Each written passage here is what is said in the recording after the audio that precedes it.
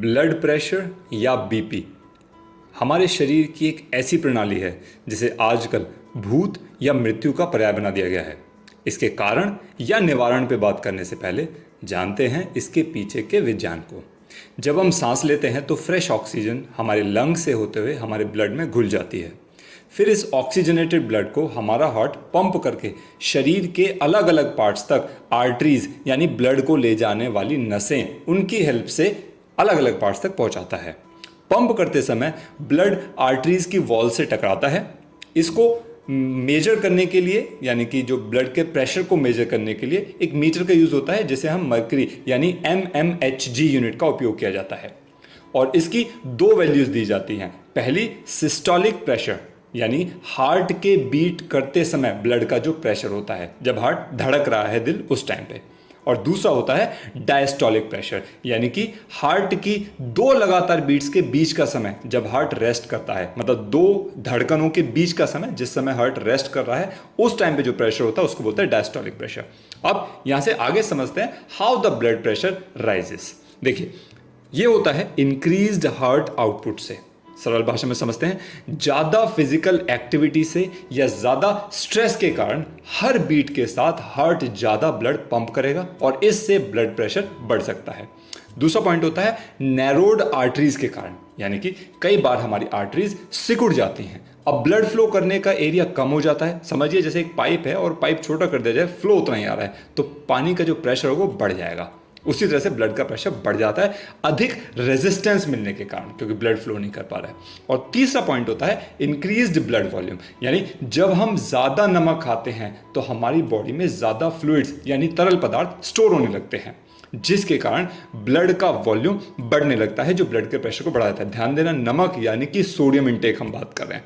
अब समझते हैं उन कारणों को जो इन तीनों फैक्टर्स के लिए रिस्पॉन्सिबल होते हैं। देखिए पहला सबसे इंपॉर्टेंट कारण है पुअर डाइट।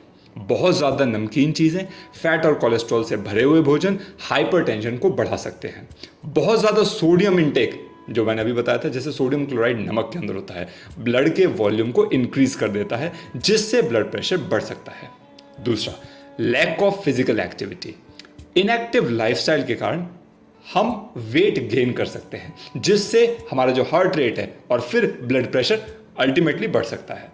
तीसरा कारण है स्ट्रेस। क्रॉनिक लेवल का स्ट्रेस यानी कि जो बहुत लंबे समय से और बहुत ज़्यादा स्ट्रेस चला आ रहा है वो बहुत बड़ा फैक्टर होता है ब्लड प्रेशर के बढ़ने में।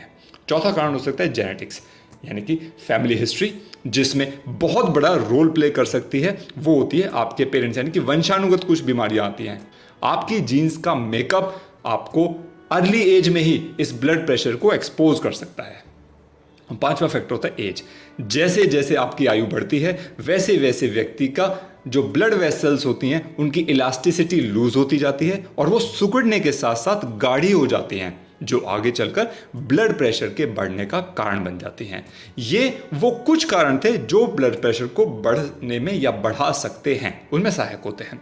अब समझते हैं अगर ये ब्लड प्रेशर बढ़ता रहा इसी तरह से तो इसका क्या प्रभाव पड़ सकता है आपके शरीर और स्वास्थ्य पे। देखिए सबसे पहले समस्या आ सकती है हार्ट डिजीज की।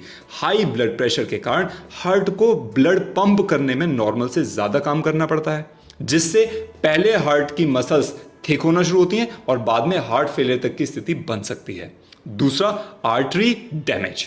हाई बीपी के कारण ब्लड वेसल्स डैमेज हो सकती हैं। इनमें हानिकारक प्लेग जमा हो सकता है जिसके कारण आर्टरीज अगेन सिकुड़ने के बाद हार्ड हो सकती हैं, काफी हार्ड हो जाती हैं। तीसरा कारण होता है स्ट्रोक, मतलब तीसरा स्ट्रोक आ सकता है, यानी कि जो हमारी ब्रेन होता है, ब्रेन में जब ब्लड वेसल्स डैमेज होती हैं तो वो रप्चर या क्लॉगिंग हो सकती है उनके अंदर, जिससे ब्लड सप्लाई रुक सकती है और ब्रेन स्ट्रोक तक आ सकता है। चौथी समस्या आ सकती है kidney damage. High BP kidney के आसपास की आर्टरीज को भी डैमेज करता है। इससे उनका जो ब्लड को फिल्टर करने की एबिलिटी है, जो मेन फैक्टर है किडनी का जिसके कारण हमारा शरीर चलता है, वो एबिलिटी ब्लड फिल्ट्रेशन की भी डैमेज हो सकती है। पांचवा कारण हो सकता है इसका विजन लॉस। हाई बीपी से रेटिनल ब्लड वेसल्स भी डैमेज हो सकती हैं जो आगे विजन प्रॉब्लम्स या ब्लाइंडनेस तक ले जा सकती हैं। और छठा इसका एक बहुत बड़ा दुष्प्रभाव कहूँगा, कॉग्निटिव इम्पेयरमेंट। इसको ऐसे समझिए, देखिए due to this high BP brain में कम ब्लड फ्लो करता है, जिसके कारण व्यक्ति की मेमोरी यानी कि उसकी याददाश्त, जिसे आप कहते हैं सोचने विचारने की क्षमता, शक्ति, उसको पूरी तरह से ये नष्ट करने का प्रयास करती है, उस पर बहुत बुरा असर पड़ता है। व्यक्ति डायमेंशिया का शिकार तक हो सकता है। सो देखा आपने, इतनी भयानक समस्या और कारणों को देख करके क्या विचार आता है? आपको निवारण की चिंता अवश्य हो रही होगी। देखिए, जिसके लिए बहुत आवश्यक है लाइफस्टाइल में positive changes, healthy diet, regular exercise और प्रॉपर स्ट्रेस मैनेजमेंट के साथ साथ ओवरऑल लाइफस्टाइल हमें चेंज करना पड़ेगा, ताकि इस ब्लड प्रेशर के अनावश्यक भूत से आप बचे रहें और स्वस्थ रहें, प्रसन्न रहें।